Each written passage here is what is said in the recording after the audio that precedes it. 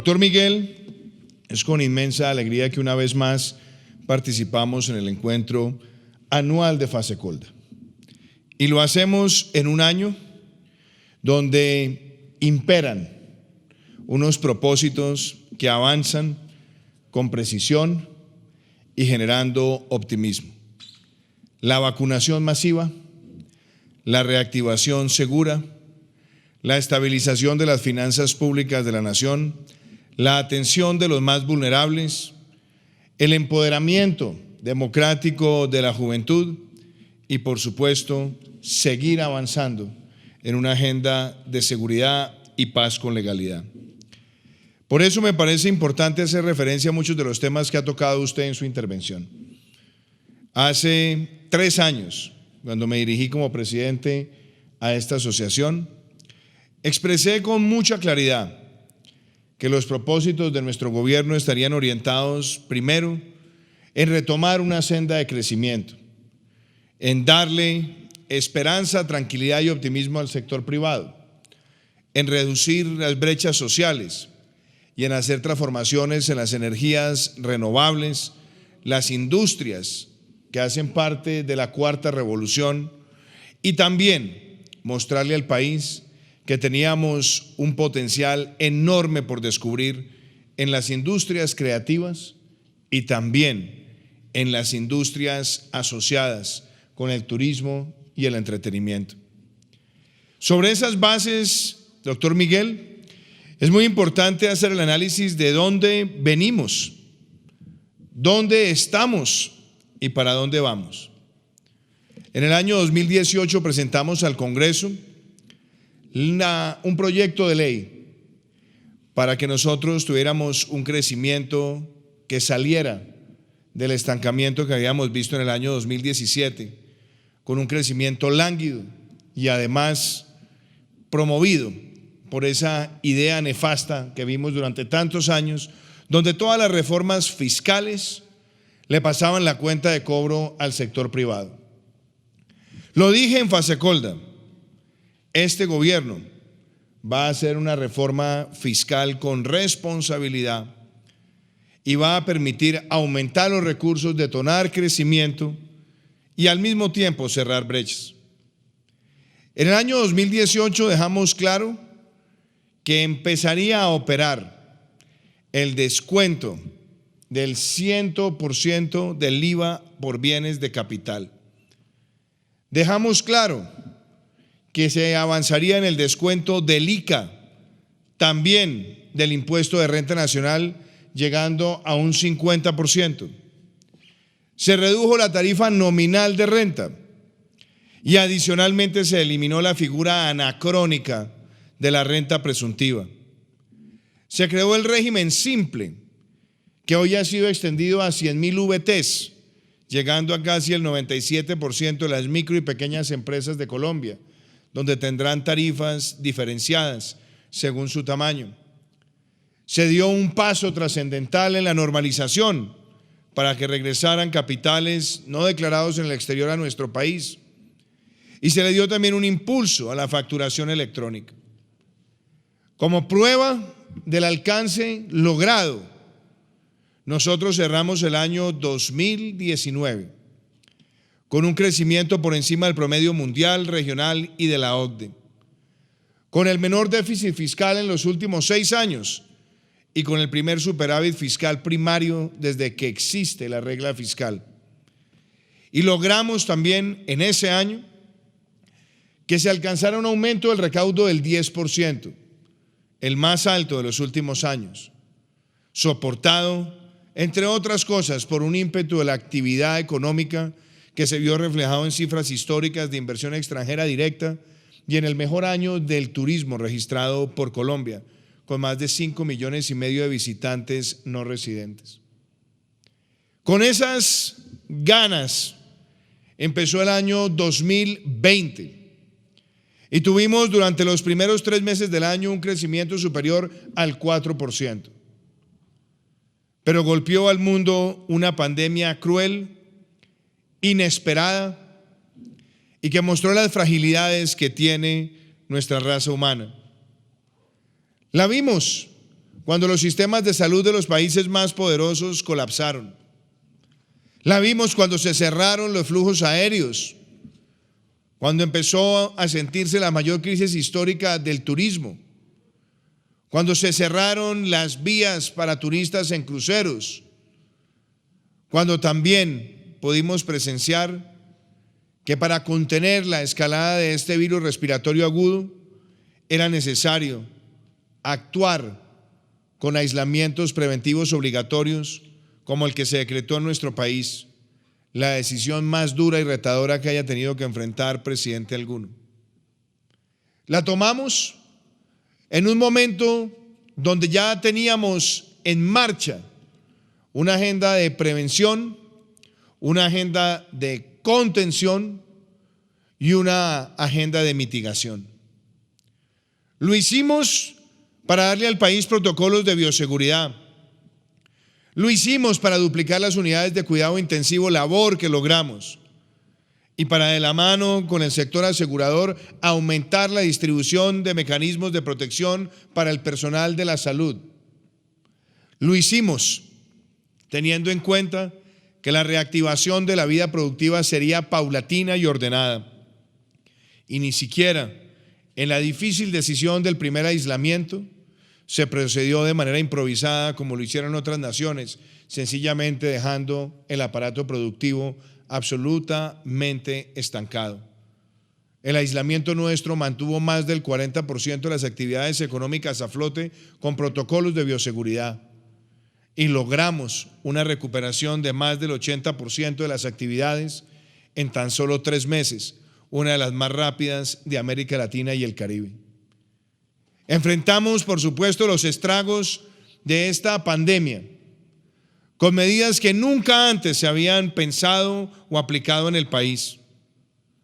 Logramos crear una renta básica de emergencia llamada ingreso solidario que se extenderá hasta diciembre del año 2022 gracias a la reciente ley de inversión social y que significa una cobertura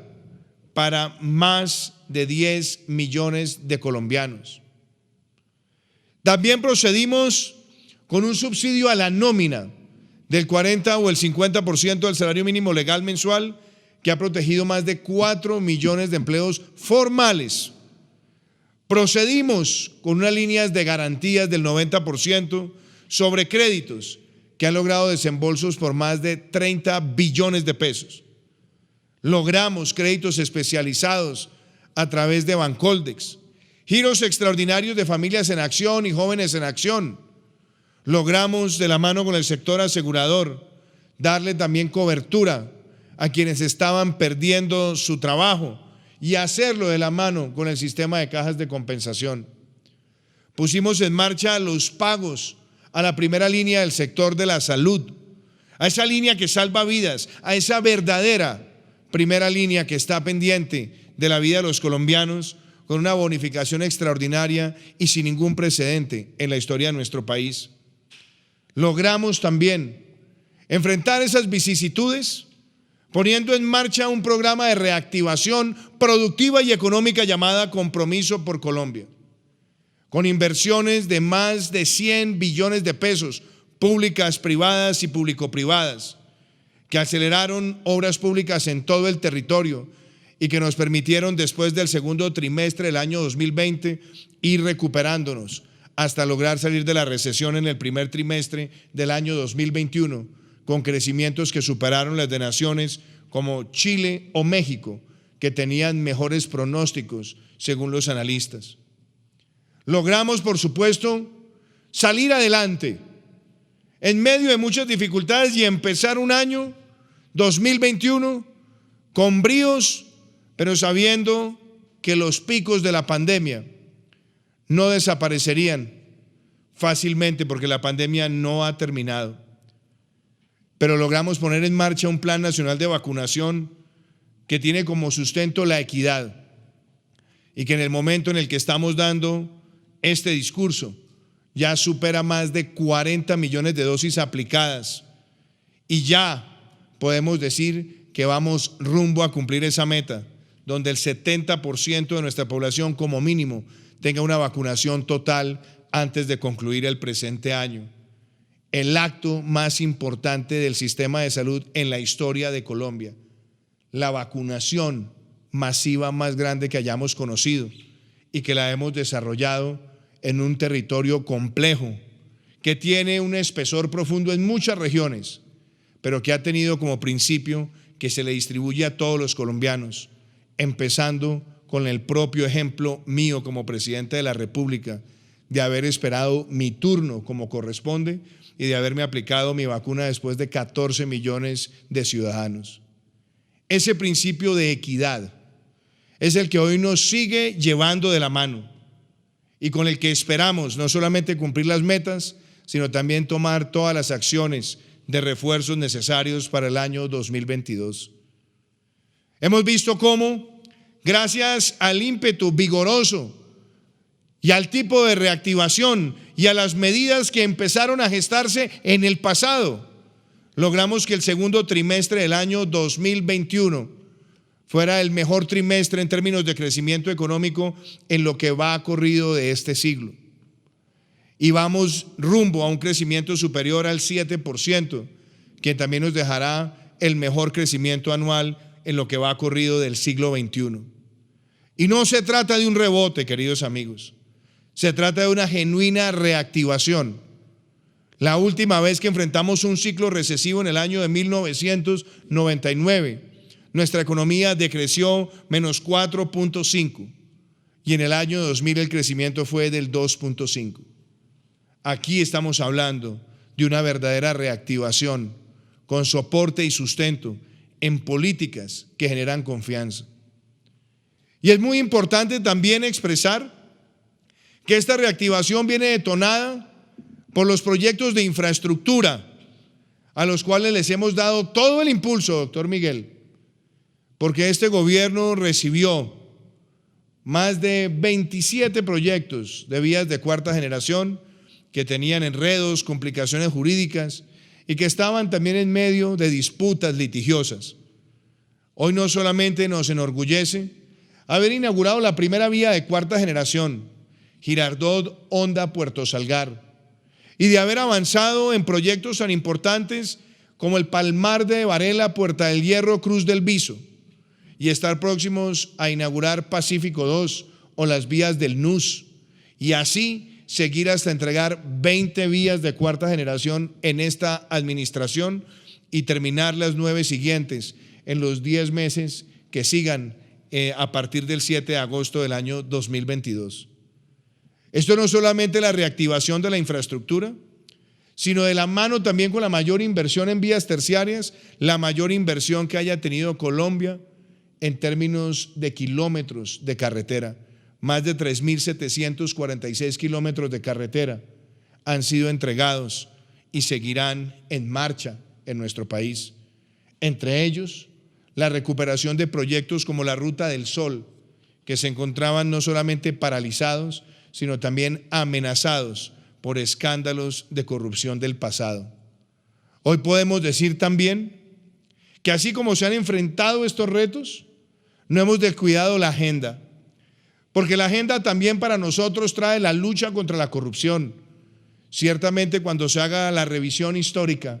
se darán cuenta que los pliegos tipo quedaron en la legislación colombiana en este gobierno, que se abolió la casa por cárcel a los condenados por corrupción en este gobierno, que se estableció la publicidad de las declaraciones de renta de los altos funcionarios en este gobierno, que se hizo exigente la publicidad de los conflictos de intereses de los altos funcionarios en este gobierno y que se tramita en el Congreso un proyecto a partir del cual se puede levantar de manera rápida y eficaz el velo corporativo, no solamente para que se apliquen sanciones a los que pecan por la paga, sino a los que pagan por pecar. Esos avances también vienen soportados en que no hemos perdido la agenda en materia de seguridad, sabiendo los retos que tenía Colombia cuando empezó nuestra administración con más de 200.000 hectáreas de coca, después de un crecimiento exponencial que se había dado desde el año 2014. Hoy podemos decir que en el año 2020 logramos la mayor erradicación manual de cultivos ilícitos en la historia de Colombia. Logramos la mayor destrucción de laboratorios y las mayores incautaciones históricas. Logramos también la menor tasa de homicidios en 46 años. Y cuando se mira la tasa de homicidios agregada desde el 7 de agosto del 2018 al 7 de agosto de 2021, esa cifra agregada es la menor que haya registrado gobierno alguno prácticamente en los últimos 30 años. A eso se suma la menor tasa histórica de secuestros desde que existen esas mediciones. Y sabiendo los retos que enfrentamos hoy, sobre todo cuando hacemos comparaciones frente al año 2020, bueno es tener en cuenta que la gran mayoría de modalidades de hurto o la extorsión o los delitos sexuales registran hoy, a la fecha, menores casos que los presentados en el año 2019 y en el año 2018. Y esto además ha tenido que enfrentar la vicisitud de que por decisiones judiciales nosotros tuvimos que ver una salida masiva de miembros de la fuerza pública, en el caso de la Policía Nacional, o como también, en lugar de tener una mayor densidad de miembros del ejército por kilómetro cuadrado, heredamos un ejército que había disminuido en los últimos años previos a la llegada nuestra al gobierno esa presencia territorial. No obstante, no hemos dejado de luchar contra los cabecillas más tenebrosos de los grupos armados y no dejaremos de hacerlo, como lo hemos hecho con Fabián o con Uriel, o como lo hemos hecho con Puntilla, o como lo hemos hecho con Pácora, o como lo hemos hecho con tenebrosos, también como Rodrigo Cadete, o como lo hicimos con Guacho, y entre otros cabecillas. Esta agenda marcha, y marcha también sobre la base de que no hemos perdido el foco en donde queremos hacer las grandes transformaciones. El año 2020 fue el año de mayores ventas históricas de vivienda en Colombia. El año de mayores ventas históricas de vehículos eléctricos y también el año de la profundización de lo que se conoce como el acceso a los servicios financieros, logrando la mayor democratización registrada en nuestra historia, donde más de 30 millones de colombianos tienen al menos un producto financiero. Hemos visto también cómo se sortea esta adversidad, logrando las mayores exportaciones agrícolas que ha tenido Colombia, pero hemos también tenido que enfrentar la realidad de que la paz con legalidad llegue a los 170 municipios PEDET, donde no se ha dejado de hacer una sola inversión ni desarrollar un proyecto que beneficie a esas 11.000 veredas y a esos más de 6 millones de colombianos. Estas son tareas que hemos asumido con compromiso y que también nos muestran a nosotros que la transformación digital es una verdadera oportunidad y posibilidad. En esta agenda, en el de dónde venimos y ahora hacia dónde vamos, nos permite a nosotros decir que en este año 2021, ni siquiera quienes han pretendido asfixiar el aparato económico o entorpecer el orden institucional han podido quitarle a Colombia esos bríos siempre permanentes de salir adelante. Y tenemos claro que la vacunación masiva avanza y crecerá cada día más hasta lograr la meta. Lo tenemos además porque la reactivación segura se está dando y hemos logrado en este año la mayor reforma social en la historia de Colombia, donde por primera vez los jóvenes de estratos 1, 2 y 3 irán gratuitamente a las universidades públicas y a los centros de formación públicos técnicos y tecnológicos. Se ha creado además el incentivo al empleo joven, donde se subsidia el 25% del salario mínimo legal mensual para la contratación de jóvenes entre 18 y 28 años. Y ya son más de 75.000 jóvenes que tienen ese empleo generado y vamos por los primeros 100.000 y seguiremos avanzando. Y como lo decía hoy el DANE, revisando las cifras laborales del mes de agosto, ya estamos en una tasa de desempleo del 12.3, menos de 2 puntos de lo que teníamos en el mismo mes del año 2019. Esto no es para que nos quedemos estáticos o tratemos de simplemente sentirnos complacientes, no, es la demostración de que avanzamos en la generación de empleo y que no podemos darle marcha atrás. Y desde luego, tenemos absoluta claridad que la estabilización de las finanzas públicas también tiene un principio, y por más que intenten algunos de ocultar la realidad, es la reforma fiscal más grande en términos de recaudo en lo que va en el siglo XXI. Estamos hablando de 1.8 del PIB, donde vamos no solamente a darle recursos a la nación, sino también a seguir generando el apetito de los inversionistas, como lo vimos el día de ayer cuando se emitió por primera vez los bonos verdes de nuestro país, con 7 veces la demanda del monto ofertado por la nación. O como lo hemos visto también cuando se abrió la licitación de la malla vial del Valle, donde tuvimos el mayor número de participantes en una licitación vial desde que existen estas subastas de cuarta o quinta generación. Y tenemos 15 proyectos de quinta generación para salir a licitación en las próximas semanas y meses, y que representan también una línea de proyectos que traerán bienestar a nuestro país. Así como damos ese paso, hoy Colombia lidera la transición energética en América Latina y el Caribe, pasando del 0.2% de la matriz energética en energías renovables no convencionales a más del 14%, o como lo veíamos hoy en la ciudad de Barranquilla, lanzando la ruta del hidrógeno, donde entre el hidrógeno verde y el hidrógeno azul estamos hablando entre 1 y 3 gigavatios que pueden representar en electrólisis una oportunidad única para nuestro país, con miles de millones de dólares y también miles de empleos. Es así como también queremos empoderar a los jóvenes, y escuchando también aquellas voces pacíficas y genuinas, también cumpliendo una promesa nuestra, tendremos en el mes de diciembre las primeras elecciones populares nacionales, donde jóvenes entre 14 y 28 años elegirán a sus representantes en los consejos municipales de juventud.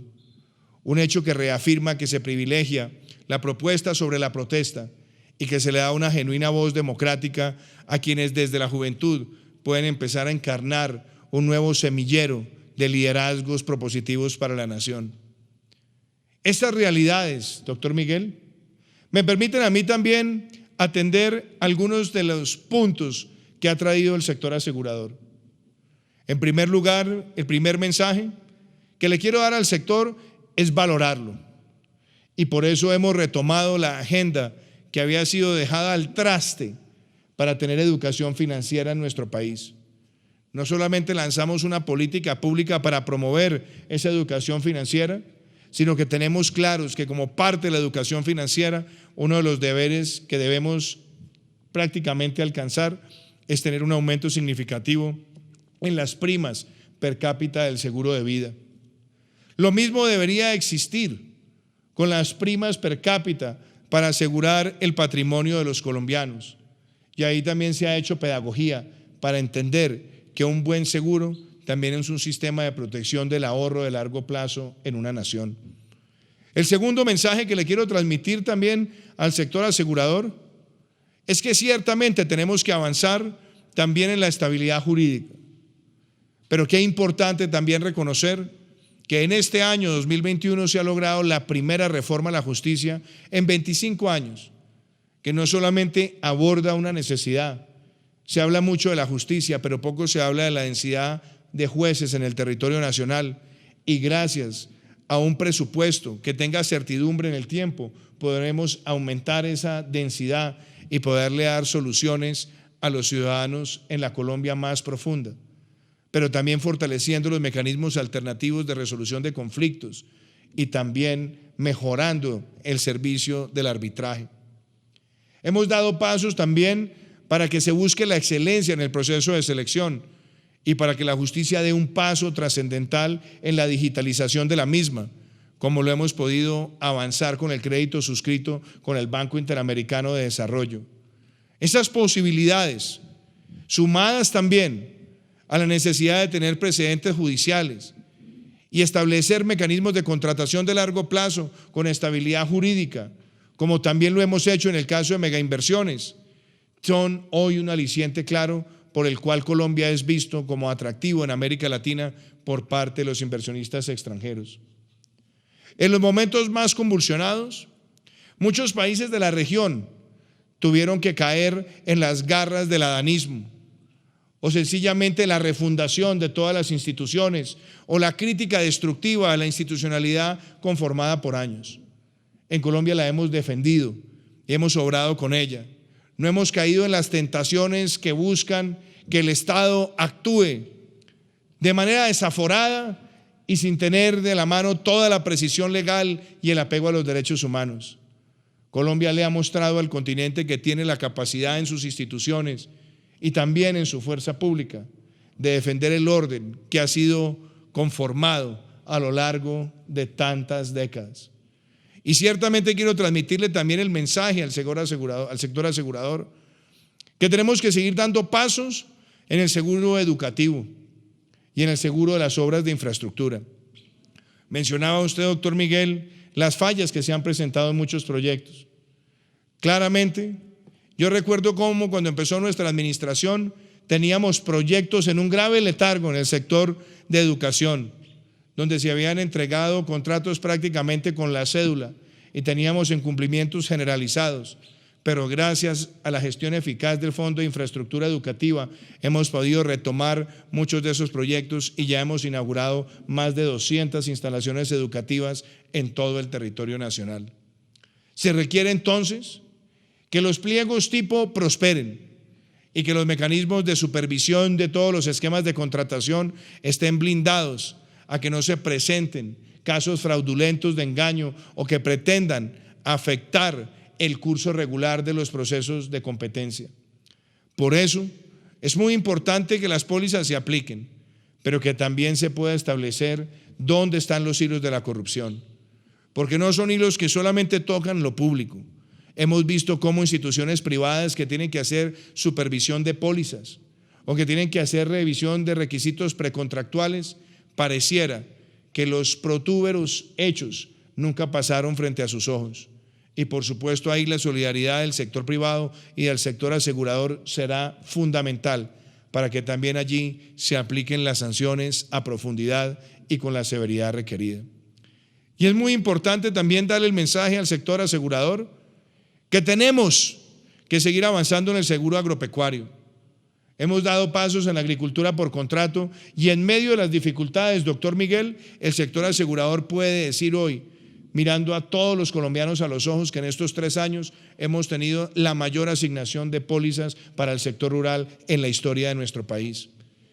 Es cierto que hay que avanzar mucho más en el microseguro y tener mejores herramientas para la medición y ponderación de riesgos,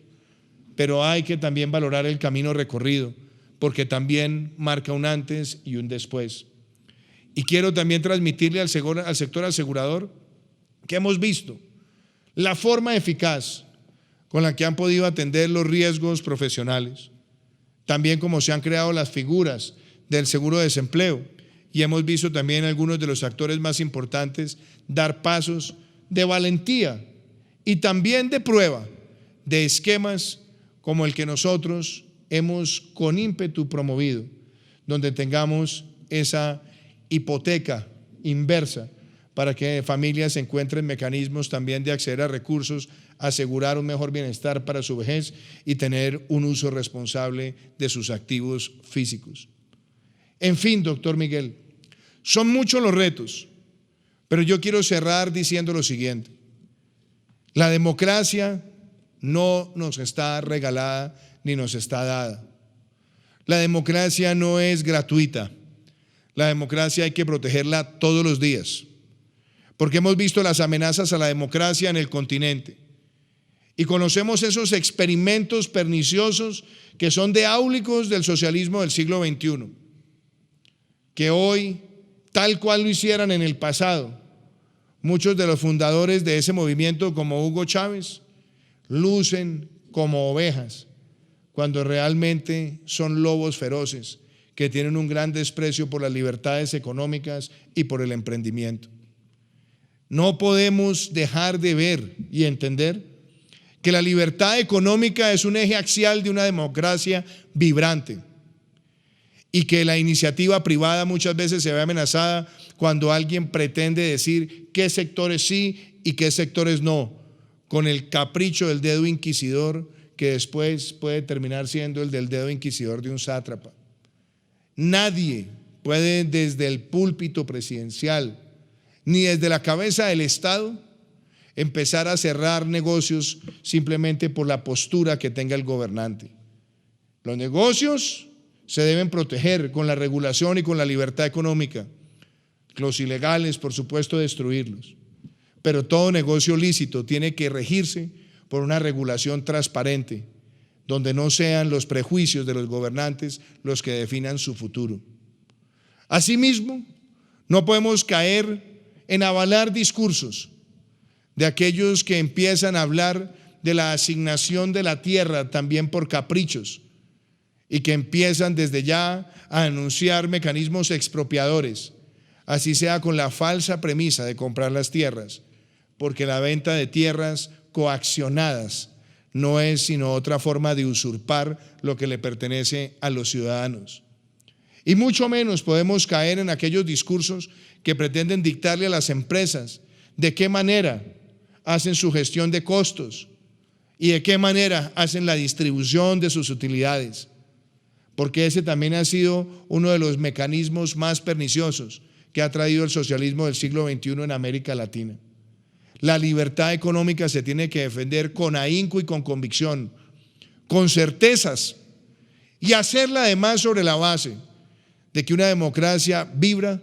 cuando respeta las libertades económicas y todas las demás libertades individuales. Y cierro, apreciado doctor Miguel, recordando a un familiar suyo, al doctor Álvaro Gómez Hurtado, mi profesor. Fue él quien, en medio de su talante conservador, le propuso siempre al país grandes reformas. Y aunque él había hecho una gran tarea intelectual escribiendo La Revolución en América, también siempre hablaba que las democracias hacen sus grandes revoluciones de manera evolutiva y que esa evolución es saber construir sobre las políticas de Estado, saber respetar lo que se ha adelantado en una nación y no caer en esos discursos también del socialismo del siglo XXI, que él los llamaba los neopopulismos, donde se pretende de manera abrupta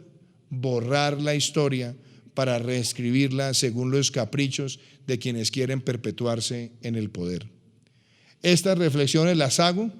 con la plena convicción de servirle a Colombia, buscando el bienestar de nuestra nación, y que pueden tener ustedes y todos los colombianos la certeza que aquí estaremos hasta el 7 de agosto del año 2022 impulsando la reactivación de nuestra economía, logrando la mayor vacunación en la historia de nuestro país, estabilizando nuestras finanzas públicas y dejando la mayor reforma social de nuestro país en más de un siglo, como lo veremos con esos jóvenes que se graduarán de las universidades públicas sin haber tenido que aportar un solo peso para sus matrículas, o como lo veremos con los empleos protegidos o con una renta básica que le va a permitir a las familias más vulnerables prácticamente por 1 año y medio más poder seguir teniendo capacidad de consumo y al mismo tiempo saliendo adelante de la mayor tragedia que haya vivido la humanidad en su historia reciente. Muchísimas gracias.